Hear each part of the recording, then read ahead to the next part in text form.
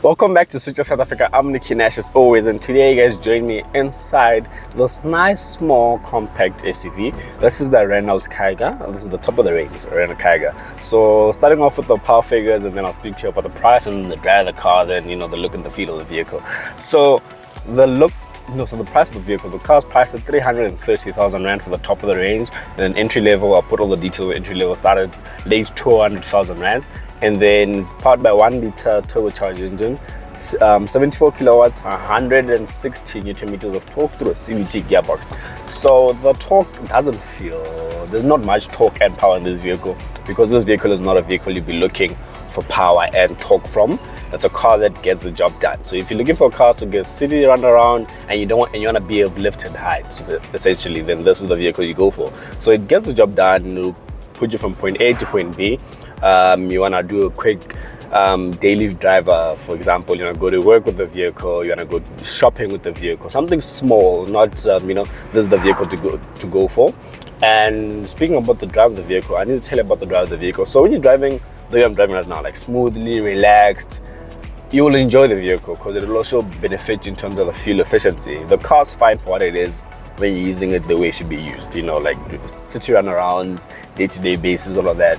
Where you feel where the car lacks per se is when you want to use the car, for example, highway usage. It does do highway usage, but it won't give you the refinement you'd want from the likes of any other small compact SUV, especially something that at fault with this one is the gearbox, the CVT gearbox. So the car does tend to whine a lot, especially on acceleration. For example, like see, it's whining. And also being a very small vehicle, bumps like that I just went over right now there, road imperfections, you will feel it in this vehicle.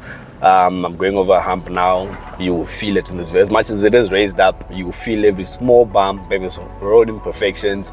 And the power of this vehicle is, I wouldn't say non-existent, but it's not there when you want it. So you need to ask for it, like there I'm asking. And then now that's 16, so, and it's quite loud as well. So something you need to get a bit of used to. But the vehicle as a whole, I don't necessarily mind it. I don't hate it per se, but I also don't like it. It gets, for what it is, it gets the job done. Space wise is okay. Where I'm sitting is fine. So I spoke about this in my Clio review, where I said Renault tried too much in terms of trying to include drive modes in their Clio review. In their Clio, they did the same thing here. This vehicle has an eco, normal, and sport. And honestly speaking, I've never took it out of eco or sport. I took it for terms of testing, but there's not much of a difference. Eco, you feel it because like the car becomes slightly slower. It's like you're driving with the aircon on.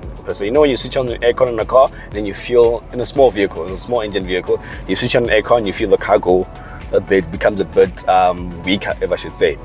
This is like that when you switch it to eco. When you switch it to sport, there's not much of a difference. The only difference is that it raises the gears, so it holds onto the gears a bit longer. So something that I don't like with Renault, and I think they need to stop doing it, my personal preference, is trying to include driving modes in such a small vehicle. This vehicle, Kiger, you don't need an eco, you don't need a sport. Just have the car in like a normal drive mode. Same thing with the Clio. You don't need all of this fancy stuff. You're trying to fit in with the new age